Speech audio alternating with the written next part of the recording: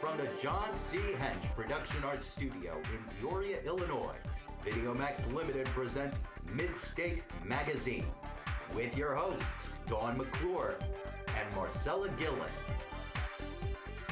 The news with Gerard Taylor and Haley Fichter. And the Midstate reporting team. Sports with Brent Travalis. Brandon Johnson is on the beat. Shane Fryer takes us about town. Get Real with Bob Hallberg. Let's Eat with Simone Buckner. We go in the spotlight with Savannah Jones. Street Team with Justin Restaino and Allison Barkley. Elizabeth Scoville brings us State of the Arts. I'm your announcer, Simon Daniels. Now, Midstate Magazine. Take it away, gang.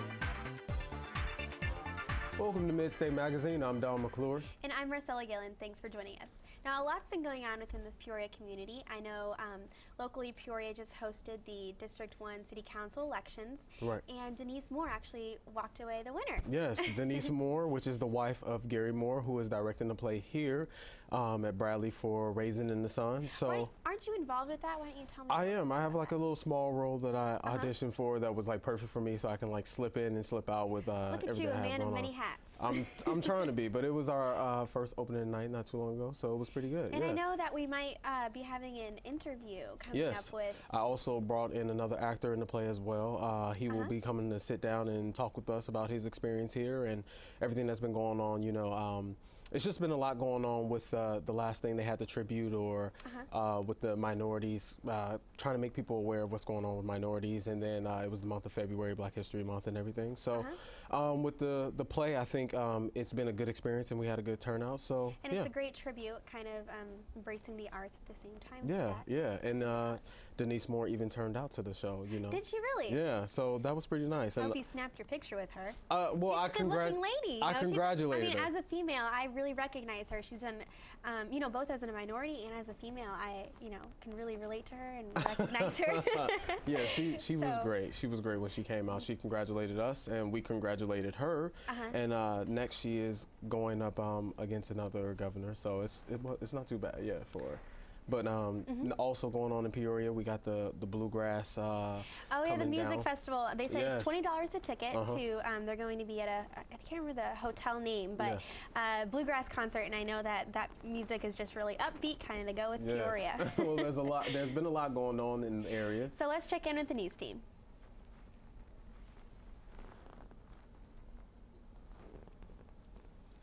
Good evening, I'm Gerard Taylor. And I'm Haley Fichter. Can we get sound in here? Recently, Bradley University students have had a chance to take a walk in someone else's shoes. Amani Avery has the story.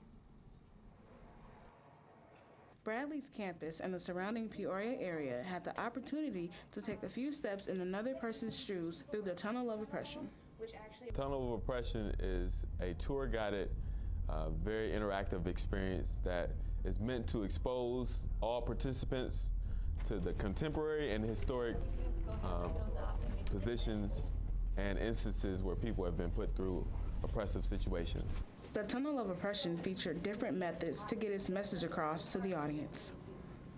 You can expect to read a lot of information about the statistics concerning oppression, the oppressive nature of the different areas. You can expect to see some scenes in there. There was even audio and video to go along with the experience. The Tunnel of Oppression did not limit itself to one single topic. Racial discrimination, religious discrimination, sexual orientation discrimination, gender discrimination, economic discrimination, and lastly, but not least, ability discrimination. After groups went through the tunnel, participants had the opportunity to talk about what they had experienced. Tunnel of Oppression brings awareness to Bradley's campus about the oppression that people have endured throughout the world and throughout the United States. With Midstate Magazine, I'm Amani Avery. Thanks, Amani. The band Perry will be coming to Peoria soon. Last month, the Activities Council of Bradley University announced that they have booked the band for this year's spring concert. Formed in 2005, the band Perry is known for songs such as If I Die Young and All of Your Life. and they are currently working on their second album. The band Perry will be performing at the Renaissance Coliseum on April 21st at 7 p.m. Tickets are now on sale. For more information on the band Perry, you can visit their website at www.thebandperry.com, or to purchase tickets, visit acbu.org. The opening of Bradley University's production of Raisin the Sun is quickly approaching. Don McClure found out what it takes to put on such an important show. The Bradley stage is primed and ready for yet another theatrical performance. At the helm of this production is local celebrity and WEEK News anchor Gary Moore. As a past alum, Moore is no stranger to Bradley Theater. I'm a graduate of Bradley 2 times. I graduated as an undergrad and then later at grad school. So to come back to the campus and participate in a project like this is important. As an alum, I was honored that George Brown asked me to come and direct. With a predominantly African-American cast, members hope the audience sees more than just another Bradley production, but rather a message of love, a love not so typical of the traditional family. This family might be lacking financially, but there's so much love, and I think that's why there's tension all the time, because everybody cares for each other so much, even though they might not say it the way that most people expect people to show love, but the passion is how they show they care for each other, and it starts conversations. I think plays are all about starting conversations that you might not necessarily feel comfortable with starting with your family, and hopefully everyone will leave here changed and talking about things that they maybe felt like they couldn't talk about before. With hard-hitting themes of abortion and marginalization and everyday truths about love, life, and relationships, in Moore's opinion, Lorraine Hansberry was a pioneer of her time. He sees the play as a real look at dynamics impacting black families, poverty, discrimination, the sense of marginalism that Walter feels, the ambitions. She was way ahead of her time in terms of themes. And with particular themes of abortion and prejudice so apparent in this play, the cast has absorbed Moore's experiences and his knowledge in their performances.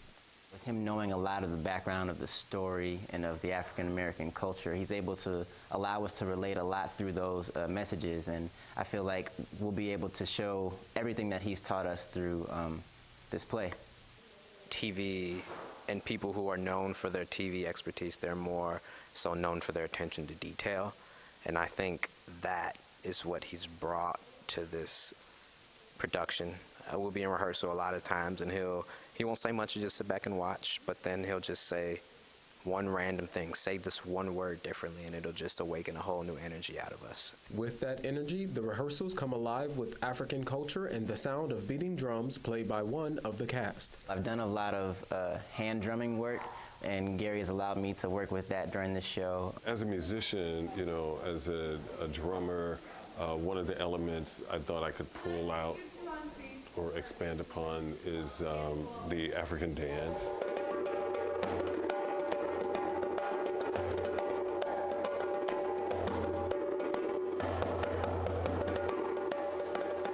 From Midstate Magazine, I'm Don McClure. Thanks, Don. Now here's Spencer with sports. Thanks, Haley. Duke head coach Mike Krzyzewski will not return to his familiar post as the coach of Team USA men's basketball after the Blue Devils season. Krzyzewski said USA basketball will most likely name his successor this summer in time to prepare for the 2014 World Championships in Madrid. In a phone interview with ESPN Radio's Mike and Mike in the Morning, Krzyzewski said, "It's been an honor to coach the team, and to work with Chairman and President Jerry Colangelo for 7 years has been marvelous." After the team's 6th place finish in 2002 and bronze medal finish in 2004, Colangelo hired Krzyzewski. Under the coach, Team USA beat Spain in 2008 and 2012. Most notably in 2010, his U.S. team won the World Championship without a single Olympian on the roster. In NFL news now, Tom Brady's wallet just got bigger. The quarterback agreed to a 3-year, $27 million contract extension last week, which will keep him with the New England Patriots until 2017. The deal includes a $3 million signing bonus, along with annual salaries of $7 million in 2015, $8 million in 2016, and $9 million in 2017, which affords the Patriots flexibility under the NFL's projected flat salary cap for the coming seasons. A 2-time MVP, Brady passed for more than 4,800 yards last season. And lastly, Manny Ramirez will be playing baseball again. Ramirez is expected to sign with the EDA Rhinos of the Chinese Professional Baseball League in early March. He previously played for the Cleveland Indians and the Boston Red Sox, but hasn't played in the majors since 2011 when he had a short stint with the Tampa Bay Rays. According to a report from ESPN Deportes, a lack of interest from the MLB was the reason Ramirez signed with the Rhinos.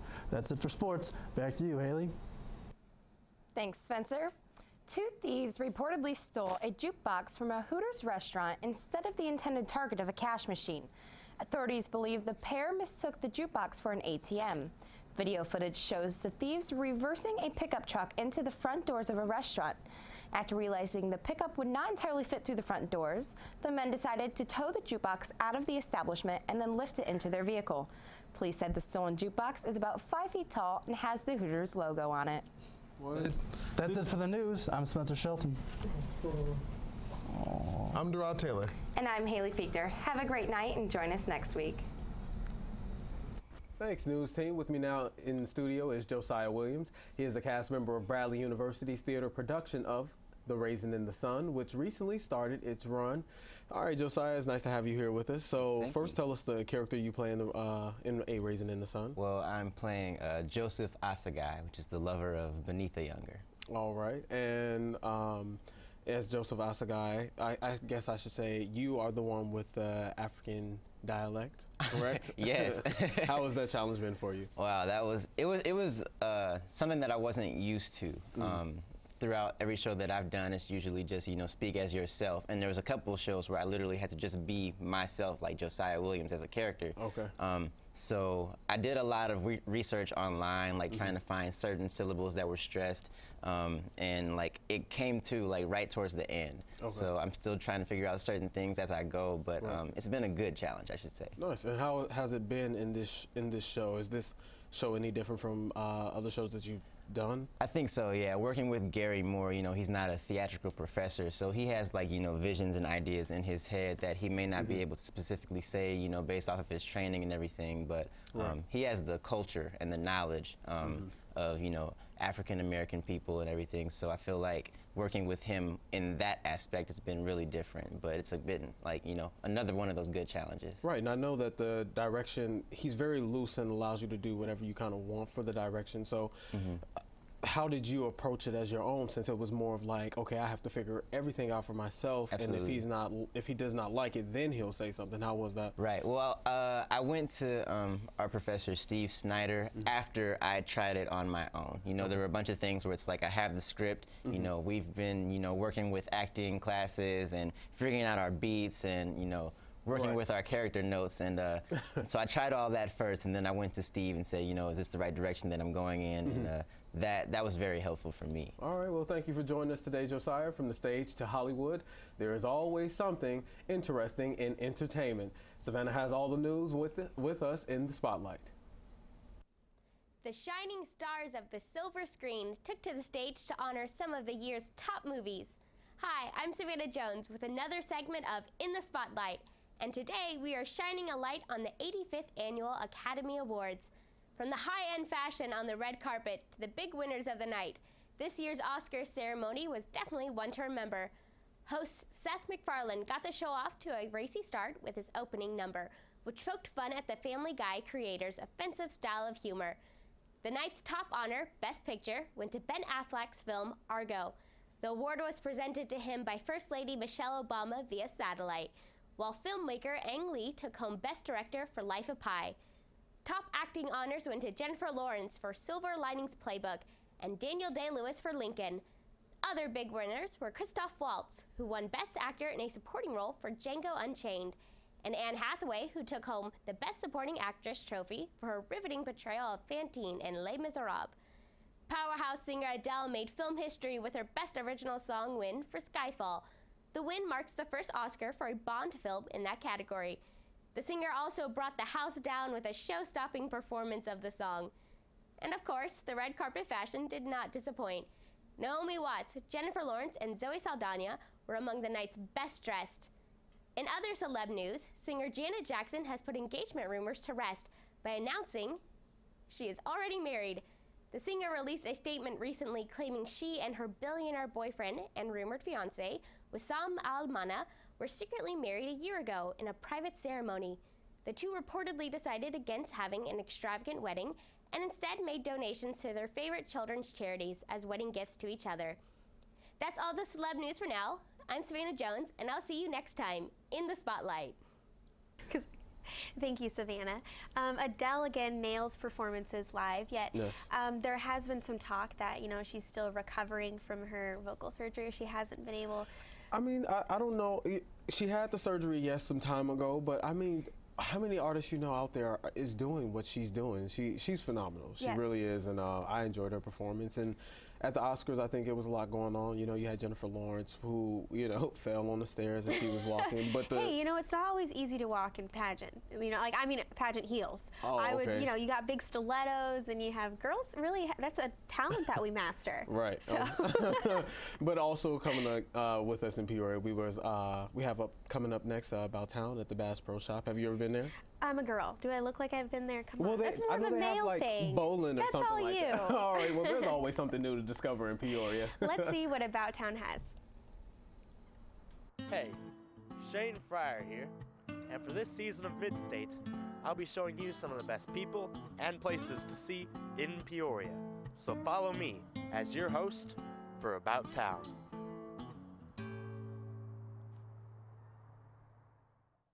This week we visited Bass Pro Shop, home of fishing, hunting, and camping products, officially making it a sportsman's paradise.